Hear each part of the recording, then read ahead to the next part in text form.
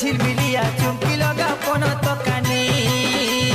नेउरा तोर झिलमिलिया चुमकी लगा पनो तो कानी एक गुलाब फूल सुंदरी ननी रे मैं होला तोर कुछ कुचिया गोजरा लगा लहरी बेनी मैं होला तोर कुछ कुचिया गोजरा लगा लहरी बेनी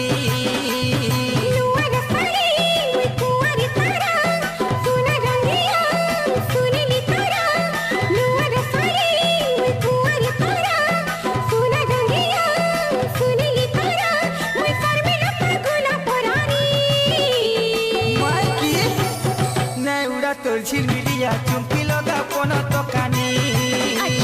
मैं होला तोर कुछ कुचिया गोजरा लगा लहरी बेनी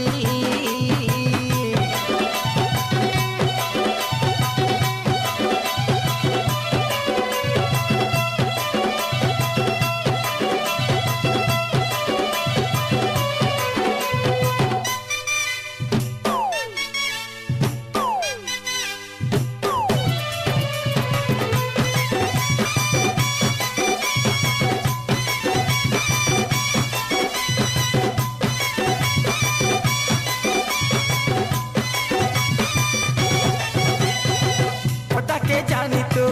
आखिरी छोटा रे